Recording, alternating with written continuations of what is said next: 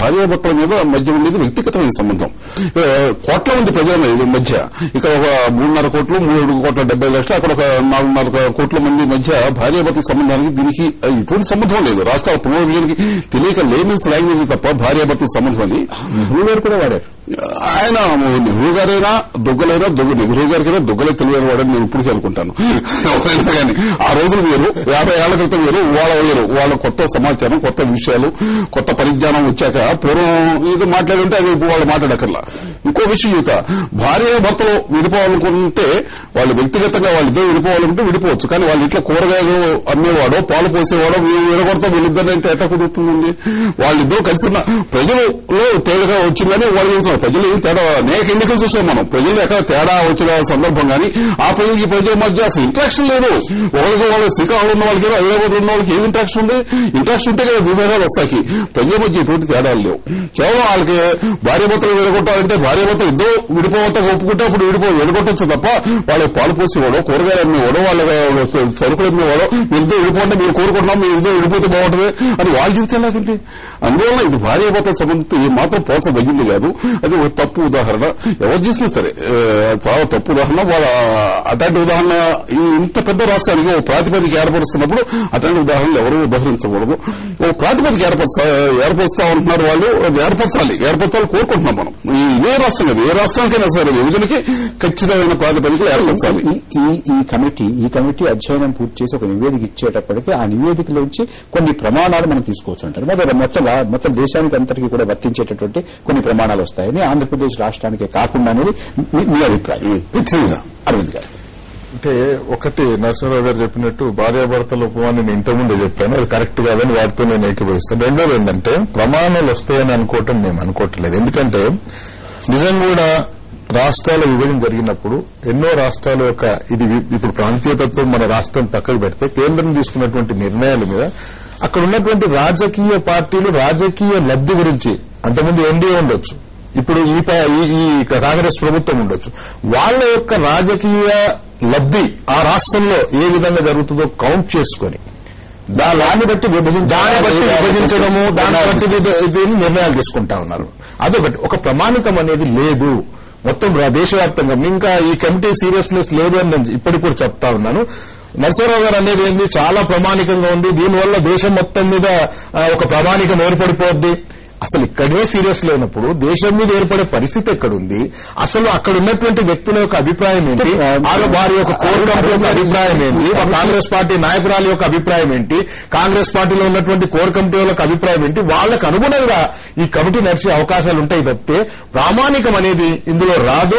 వాళ్ళు చేసినటువంటి స్టేట్మెంట్స్ గాని వాళ్ళు ఒక శాస్త్రీయబద్ధంగా వాళ్ళు ఒక నిర్ణయానికి రావాల్సిన అవసరం ఉన్నప్పుడు ఇట్లా మామూలుగా మనం ఇంట్లో మాట్లాడుకున్నప్పుడు భార్యాభర్తల సంబంధం అని ఇట్లాంటి అంటే ఒక ఉన్నతమైన జడ్జిగా సీరియస్నెస్ కనపడలేదంటే మాకు అంత సీరియస్నెస్. ఒక క్షణం మన సిపిఐ రాష్ట్ర కార్యదర్శి శ్రీ నారాయణ గారు మనతో ఫోన్ లైన్ లో మాట్లాడారు, అందుబాటులోకి వచ్చారు. నారాయణ గారు నమస్కారం అండి. లైన్ కట్ అయినట్టుంది, ఒకసారి మళ్ళీ ట్రై చేయండి. ప్రామాణికత ప్రాతిపదిక ఏర్పరుస్తారేమో. ప్రాతిపదిక వేరు, ప్రామాణికత వేరు. ప్రాతిపదిక కూడా ఏర్పడదు. ఇది కేవలం సోనియా గాంధీ గారి ఉన్నటువంటి మైండ్ సెట్ లో ఏ విధంగా ఉందో ఆ సెట్ ను చిదంబరం గారికి వస్తుంది. చిదంబరం గారి తర్వాత కాంగ్రెస్ కోర్ కమిటీకి వస్తుంది. కోర్ కమిటీ ఏ విధంగా నిర్ణయం తీసుకోవాలో వారికి రాజకీయ లబ్ది ఏ విధంగా జరుగుతుందో 2014 ఎలక్షన్స్ ఏ విధంగా మనం పోవాలి, ఈ రాష్ట్రాన్ని ఈ ప్రాంతాన్ని 2 విధాలుగా విభజిస్తే మనకు లాభం జరుగుతుందా, 14 రాష్ట్రాల్లో మనం ఏ విధంగా చేస్తా ఉన్నాం, ఎక్కడా ఒక పొంతిక లేదు. నేనేమంటానంటే కేంద్రంలో ఉన్నటువంటి ఇప్పుడు భారతదేశంలో ఉన్నటువంటి ఏ పార్టీలు వచ్చినా కేంద్రంలో వారి రాజకీయ లబ్ది గురించి ఆలోచించి విభజన జరుగుతా ఉన్నది. ముఖ్యంగా ఈ రోజు కాంగ్రెస్ పార్టీ తీసుకున్నటువంటి కోర్ కమిటీ నిర్ణయాలు గాని వాళ్ళు బిహేవ్ చేసినటువంటి విధానం గాని ఇప్పుడు వచ్చినటువంటి కమిటీ గాని కేవలం ఒక ఐ వాష్ లాగుంది తప్పితే ఈ కమిటీకి ఎటువంటి నిబంధనలు లేవు. రాబాబు గారు వీరు అన్నదే కాకుండా నేను ఇంకొక మాట కూడా మీకు ఉటంకించిన తర్వాత మీరు మాట్లాడతారు కానీ యనమల రామకృష్ణుడు గారు వీరి వరిష్ఠ నాయకులు ఈ పార్టీకి కాంగ్రెస్ కోర్ కమిటీకి సలహా ఇచ్చేటువంటి కమిటీగా శ్రీకృష్ణ కమిటీ ఉంది అనేటువంటి మాట అన్నారు. ఇప్పుడు చాలా దురదృష్టకరమైన అంశం ఏంటంటే ఇవాళ ఈ రాష్ట్రంలో ఇంత ఉద్యమాలు ప్రబలడానికి ప్రధానమైన కారణం రాజకీయ పార్టీలు వహించాలి. అది తెలుగుదేశం గాని ఇంక్లూడింగ్ కాంగ్రెస్ పార్టీ కూడా. ఇందాక దుగ్గల గారు శ్రీకృష్ణ కమిషన్ ఒక మాట అన్నారు, రాజకీయ పార్టీల అభిప్రాయాలు ఒక రకంగా ఉన్నాయి, ప్రజల అభిప్రాయాలు ఒక రకంగా ఉన్నాయని. దానికి గౌరవ్ గారు ఏమన్నారంటే అసలు వీళ్ళు ఎంత లోతున అధ్యయనం చేశారని ఆ మాట మాట్లాడుతున్నారు అన్నారు. అధ్యయనం చేయవలసిన అవసరం మనమే చెప్తున్నాం. రాజకీయ పార్టీలు ఏమున్నాయి, కాంగ్రెస్ పార్టీ తెలంగాణకి వ్యతిరేకం కాదంది. అలాగే చంద్రబాబు నాయుడు గారు కూడా కసరత్తు చేసి మేము తెలంగాణకి వ్యతిరేకం కాదన్నారు. తెలంగాణ ప్రక్రియ ప్రారంభించబోతున్నాం అనగానే రెండుగా చీలిపోయారు. ఎందుకు చీలిపోయారంటే మా ప్రజల మనోభావాలు ఆ విధంగా ఉన్నాయి, అందువల్ల చీలిపోయారు. అంటే మనమే ఒక రకమైన ఇన్పుట్ ప్రపంచానికి ఇచ్చాం, బాహ్య ప్రపంచానికి. ఏంటి, మేము ఏం చెప్పామో పూర్వం దానికి మా ప్రజలు సిద్ధంగా లేరు అని మనమే చెప్పిన తర్వాత ఇంకా చెప్పాల్సిన అవసరం ఏముంది, లేదు కదా. పైగా ఇంకొక అంశం ఏంటంటే ఇవాళ ఒక రాజకీయ లబ్ధి పొందడం కోసం ప్రయత్నం చేస్తున్నారంటే చేయొచ్చు. రాజకీయ పార్టీ కాంగ్రెస్ పార్టీ ధైర్యంగా చెప్తున్నాను నేను, రాష్ట్రాన్ని విభజించడం వల్ల ప్రజలందరూ బాగుంటారనుకుంటే అది రాజకీయ లబ్ధి పొందుతాం. ప్రజలు బాగుంటారంటే రాజకీయ లబ్ధి పొందలేము మేము. ఏదైనా ప్రజలు సంతోషపెట్టడం ద్వారా మాత్రమే రాజకీయ లబ్ధి వస్తుంది తప్ప మరో రకంగా రాదు. ఇక్కడ గమనించవలసిన అంశం ఏంటంటే ఇవాళ మీరు ఈ శ్రీకృష్ణ కమిషన్ అంతా సీరియస్ గా లేదు, ఇది ఏమీ చెయ్యదు, ఇది కేవలం కోర్ కమిటీకి మాత్రమే ఇస్తుంది అనేటటువంటి ప్రచారం చేయడం ద్వారా సీరియస్నెస్ ను చెరగొట్టడానికి ప్రయత్నం చేస్తున్నారు. సమస్య సాల్వ్ చేయాలనే చిత్తశుద్ధితో కేంద్ర ప్రభుత్వం వేసినటువంటి కమిటీ కేంద్ర ప్రభుత్వానికి డెఫినెట్ గా సలహా ఇస్తుంది. అది ఆచరిస్తుందా లేదా అనే అంశాన్ని మీరు వేచి చూడండి. వాళ్ళ శ్రీకృష్ణ గారిని వేసిన తర్వాత ఏమన్నారు, వాళ్ళు చంద్రబాబు నాయుడు గారు ఉన్నారు, మాట్లాడారు, విందులో పాల్గొన్నారు. గౌరవం ఏమిటి, శ్రీకృష్ణ గారికి ఒక చరిత్ర ఉంది, ఆ సభ్యులందరూ కూడా ఒక చరిత్ర ఉంది. వీళ్ళందరూ కేంద్ర ప్రభుత్వానికి తాబేదారులను కోర్ కమిటీకి సలహాదారులను చెప్పడం ద్వారా అన్యాయంగా మాట్లాడుతున్నారు. ఇది మంచి పద్ధతి కాదని నా అభిప్రాయం. ఇండికేషన్ ఒక రాజకీయ పార్టీగా మనం ఇవ్వటం కాదు.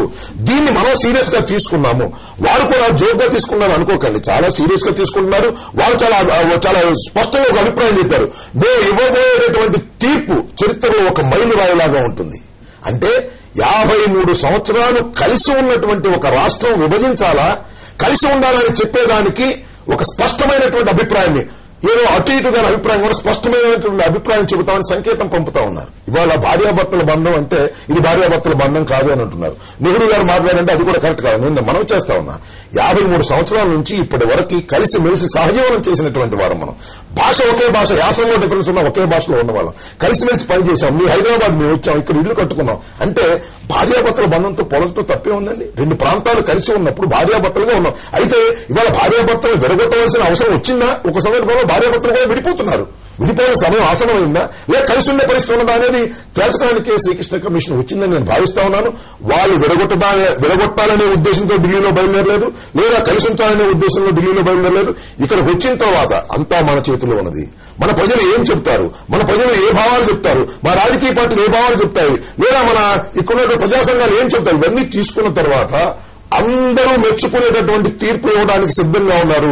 దయచేసి రాజకీయ పార్టీలన్నింటినీ కూడా దీనికి సహకరించవలసిందిగా, సీరియస్ గా తీసుకోవాల్సిందిగా, విశ్వాసాన్ని పెంపొందించవలసిందిగా ప్రయత్నం చేయాలి. కమిటీ ప్రతిష్ట ఏ రకంగా కూడా దెబ్బ తీయకూడదు, దెబ్బ తగలకూడదు అనేది మేము తీస్తే రాష్ట్రమే నష్టపోతుంది, తెలుగు ప్రజలే నష్టపోతారు.